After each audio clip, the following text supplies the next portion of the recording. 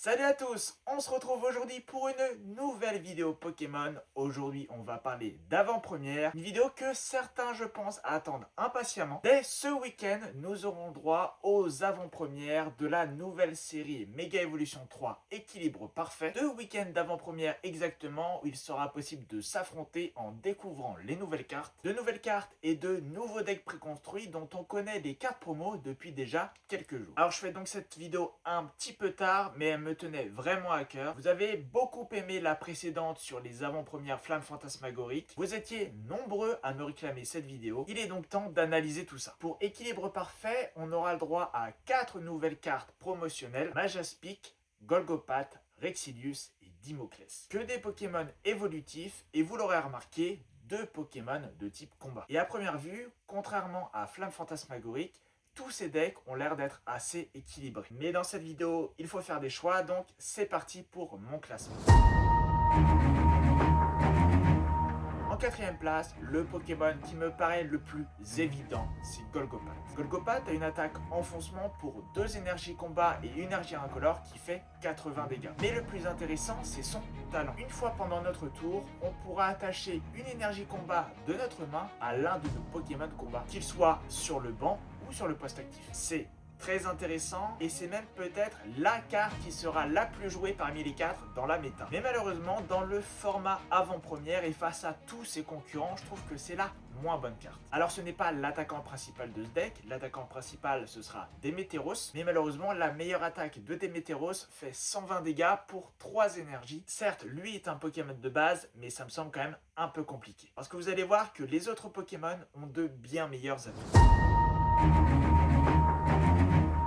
C'est maintenant que ça se complique, et en troisième position, j'ai décidé de mettre Majaspic. Définir le podium a été beaucoup plus compliqué, puisque vraiment j'ai l'impression que tous les decks se valent. Ils ont leurs forces et leurs faiblesses, et évidemment j'ai dû arbitrer tout ça. Pour moi, Majaspic c'est le moins bon des trois. Ça reste un Pokémon plante, ce qui sera donc un très bon avantage dans cette AP, puisque Golgopath et Rexilius sont des Pokémon de combat dont la faiblesse est la plante. Et même si le deck Majaspic bénéficiera de pas mal de supports, notamment la forêt de vitalité ou encore une toute nouvelle énergie spéciale, je trouve que c'est malheureusement pas assez bien pour se hisser à une plus grande place. La première attaque de Majaspic fera 20 dégâts pour chacun de vos Pokémon pour une seule énergie. Et la deuxième attaque, elle, pour 3 énergies, fera 100 dégâts. Et si vous avez la carte Encouragement d'écho dans votre pile de défausse, cette attaque fera 150 dégâts supplémentaires. Alors 100 dégâts, en ayant la faiblesse des Pokémon de combat, ça devrait être relativement suffisant. Mais pas pour un certain Pokémon de combat. La première attaque en elle-même, elle reste tout aussi intéressante, peut-être même plus que la seconde. Parce qu'elle vous permettra de faire 120 si vous avez votre banc au complet. Et potentiellement x2 contre un Golgopath ou un Rexilius. Mais malheureusement, même si le deck est aidé par la forêt de vitalité, je pense que c'est un deck qui serait quand même long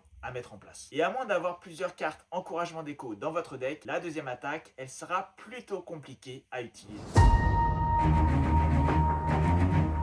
En deuxième position, le choix était encore plus cornélien, mais j'ai décidé de mettre Rexilius. Rexilius, c'est la carte que je trouve la plus jolie des 4. Ça me fait vraiment plaisir de revoir ce Pokémon dans le TCG. Un Pokémon qui revient et qui revient en force. Puisque Rexilius est un Pokémon de niveau 2 qui a 180 PV, mais avec un talent qui lui permet d'en avoir 150 supplémentaires si une carte énergie spéciale lui est attachée. Sachant qu'il y a quelques nouvelles énergies spéciales dans la série, je pense qu'il y en aura d'office dans le deck. Et qui a une attaque très intéressante pour une énergie combat et une énergie incolore. Vous ferez 160 dégâts avec un effet qui vous permettra de lancer une pièce jusqu'à obtenir pile. Et pour le nombre de phases que vous aurez fait, vous défausserez la carte du dessus du deck de votre adversaire. Une attaque qui va one-shot tous les Pokémon, qui vous permet en plus de meuler. Dans un format avant-première où vous et votre adversaire n'avez que 40 cartes, c'est très intéressant. Et comme je vous le disais, c'est un Pokémon qui peut avoir 310 PV, ce qui le mettra un peu à l'abri de Majaspic.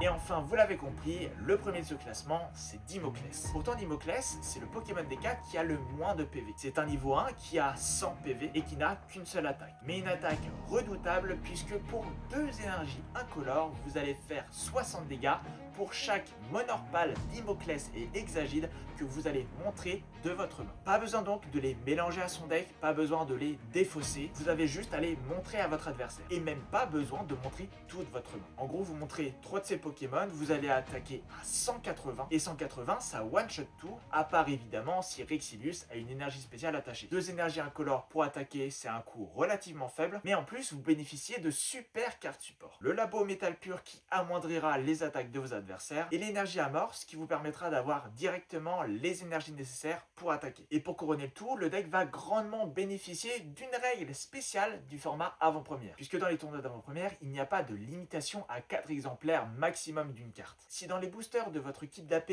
vous tirez 3 Monorpal, 2 Dimoclès, vous pouvez très bien les ajouter à votre deck. Évidemment, il faudra quand même se restreindre à 40 cartes maximum, mais vous pouvez très bien avoir 10 cartes Pokémon de la famille de Dimoclès. Et ça peut être vraiment redoutable, surtout que Monorpal et Dimoclès sont des cartes communes. Donc des cartes qu'on devrait voir pas mal dans une série en plus toute petite. C'est pour ça que j'ai très peur de ce deck. Donc voilà pour cette petite vidéo analyse des cartes promo de la nouvelle série Mega Evolution 3 Équilibre Parfait. J'espère qu'elle vous aura plu, j'espère qu'elle vous aura intéressé et j'espère qu'elle vous aura servi pour vos tournois d'avant-première. Si la vidéo vous a plu, n'hésitez pas comme d'habitude à mettre un like et à me le dire dans les commentaires.